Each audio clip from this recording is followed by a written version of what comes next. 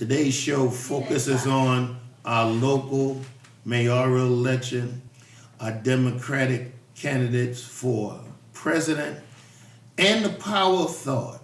We're glad that you're watching Black Thought here on the M1 Network, and I'm your host, Dr. Hutchinson.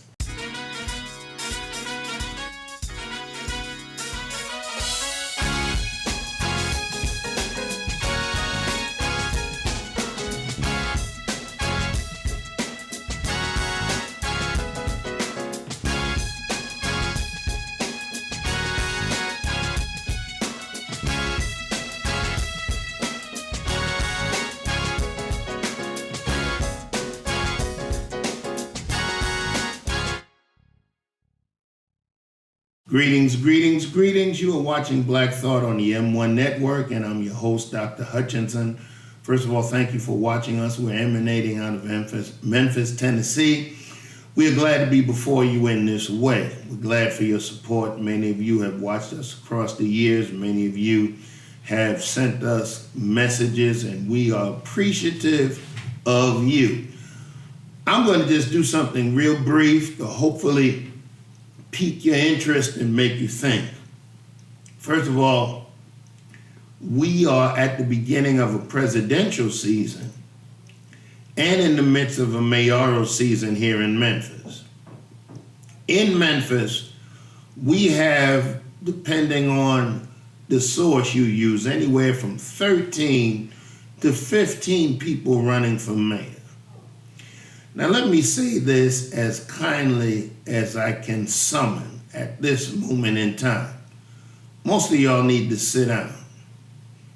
Yes, I said it just like that. Why are 13 to 15 people running for mayor of this city? And when you look at some of the records of those individuals, it's obvious that they need to perhaps fashion their understanding around something else before they tackle the executive position of mayor. So that's the first thing. And for some of these people, it is said that they have to make sure to even get their voting rights in order for them to even be able to run in the first place. One person has sent 3 different filings in with 3 different addresses. So that's not a good prescription for being the mayor of our city. So I won't dwell on that. Just some food for thought that some of you just need to go to the house right now and not execute your filing. You just need to let the deadline pass and move on. Don't know why you filed. You must know. Everybody has a right. Every grown person has the right to their own destiny. But I just wonder what you're thinking as you file for mayor. See, we have a culture that encourages people to do things when they really ought not and they're not qualified. If I had money for every time somebody told me I ought to run for mayor of the city of Memphis, I'd be doing quite well financially. But as I tell them every time they say it, no ma'am, no sir, it is not for me, I'm not qualified, and just because I can put verb and subject together in agreement, that does not mean I'm qualified for the office of mayor. So let me move off of that, because there's just 2 other things I want to cover real quick and then get out your way. We have some great programming coming up after me, so you'll be able to see it. So now I move my attention to the Democratic presidential nomination, which is almost as crazy as what I described. We even have some self-help people deciding they're going to run for president. We have a person who has been involved in Silicon Valley running for president. But I guess if you can have a reality show person as your president, then it's open to anybody to run for president. So I get that. What's interesting to me, however, is At this juncture, the candidates merely are trying to catch your attention. They're putting out their platforms. You're able to peruse their platforms, and you have time to peruse them. And I would encourage you to look at a candidate beyond the soundbite. Look at what they bring to the table. Look at their platform. Go through it. Don't just get caught up on whether they're a black woman or they're a black man or this other argument that we have now. Are they the descendant of American slaves? In other words, is their blackness derived from being the descendant of an African American? And are they even black? That's one of the controversies around Kamala Harris right now. And really, it's not much of a controversy. She's Indian on one side of her family, and she's mixed on the other side of her family. Her father's people are Jamaican, which, by the way, is a nationality and not an ethnicity. When you look at Jamaica, 80% of the population is of African descent, with about another 15% mixed, and then you have another 5% other. So you have white in there, you have Asian in there. But most Jamaicans are of African descent. And if they're touched by a little bit of this and a little bit of that, they're just like every other person of African descent on this side of the water. So yes, maybe our ancestors were involved in the forming of a particular town. Maybe they owned slaves, don't know, don't really care. But she has some black blood in her. And yes, she may be married to a white man and have kids with him, don't care. The issue is she the most qualified to run for the office? The other issue is, and it's a fair issue to ask, is she electable? So those are the questions you have to ask as you look at this campaign season. Now, of course, in what I said, there's some that are saying you ought to support the sister wholeheartedly. There are others who are on the Cory Booker train. There are still others that are jumping up and down for Bernie Sanders. There are those who are jumping up and down for Joe Biden. To be honest and candid with you, I'm not jumping up and down for any of them at this point. I just hope we can get a candidate that will remove from the office its present occupant. And I hope that when that candidate appears, we'll move from just having lip service to going out to the polls and voting and not saying it doesn't matter. Because think about it. 3 states that normally would go Democratic went Republican in that presidential election. And that is why you have our president being Donald Trump, in spite of the fact that he lost the popular vote. He lost the Electoral College. Yes, I know you don't like the Electoral College, it ought to be repealed, etc., etc.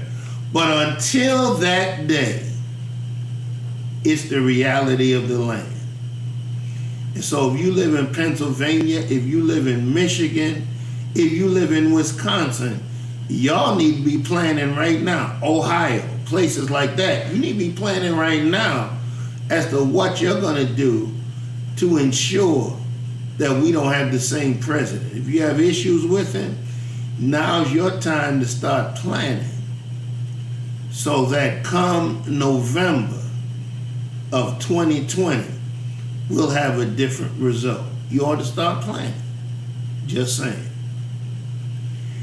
And on that note, let me say this in closing. Yes, I'm short today.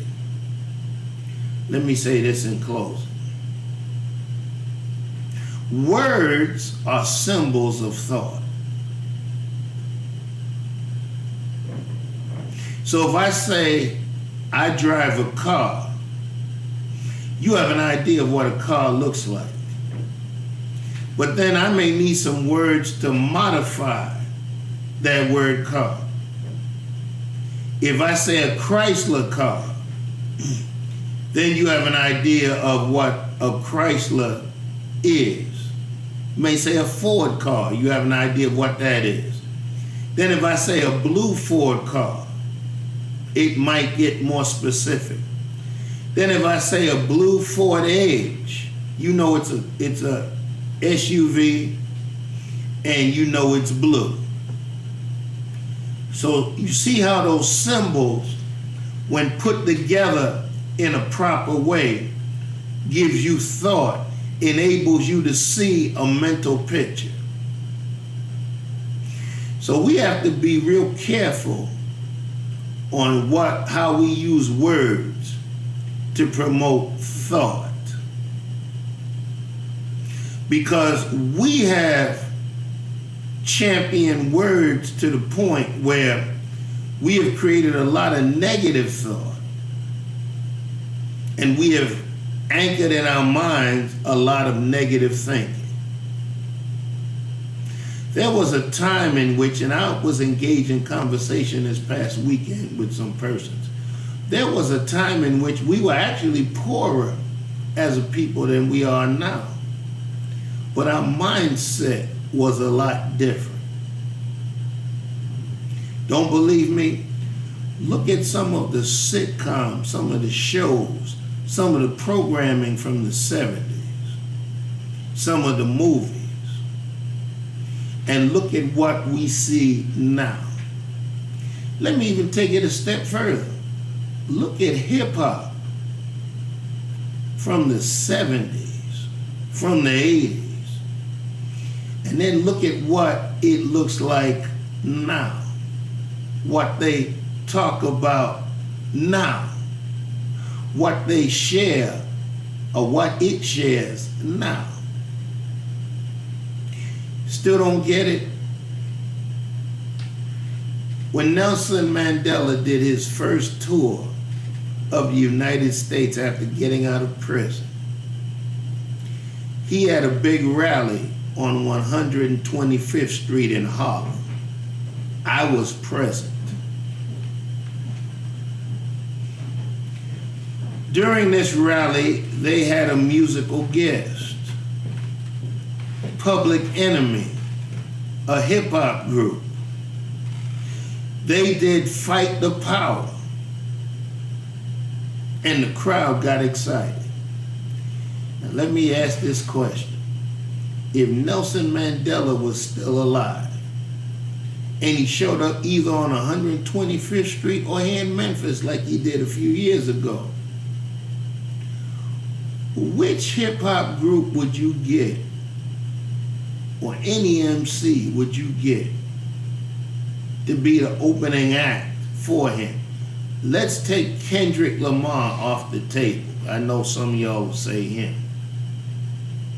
Because the truth of the matter is, during that time for Mandela, they could have picked between 3 or 4 different hip-hop acts, 5 or 6, 7 or 8, instead of Public Enemy.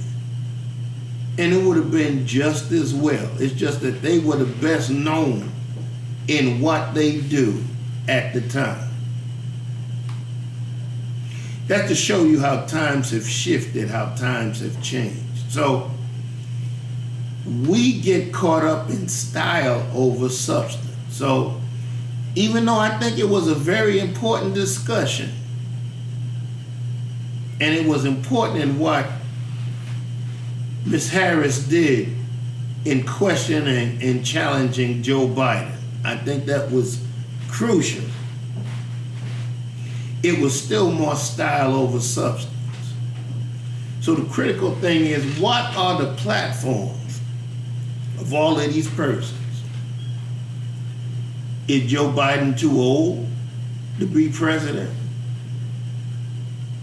That's a valid question. Let me meddle a little bit, yes, since we've gotten on the issue of age. Is Joe Biden too old to be president? Watch this, y'all. Is Willie Harrington too old to be Memphis mayor? Yes, I did ask that question. Because you think about it, I think he's going to be, what, 81 if he wins?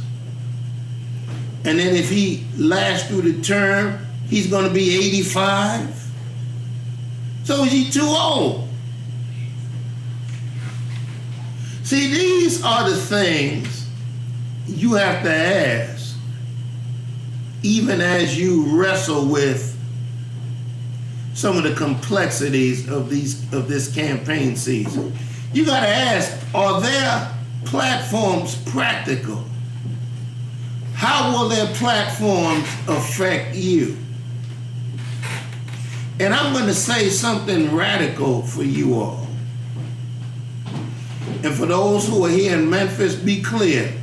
I'm not being an acolyte for Jim Strickland at all. Because if you know me, you already know that I'm not his acolyte at all. But now you got to ask yourself the question, are you going to just vote black because somebody's black? Or are you going to look at the substance of their words and their platform and vote for them? All right, well, it's time for me to go. I see the room is buzzing.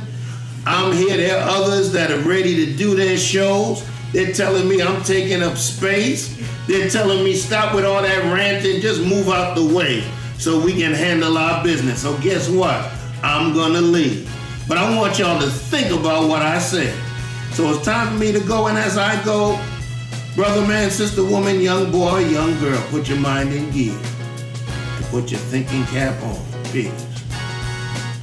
Hi, I'm Deidre Malone, the host of Dialogue with Deidre. You can find us on the M1 TV network on YouTube. Subscribe and follow us. You can also find us on Facebook at M1 TV Network, Twitter, M1 TV Network 2, and Instagram, M1 TV Network 2. Please follow us so you can keep up to date with what's going on the M1 TV Network with Dialogue with Deidre and Black Thought.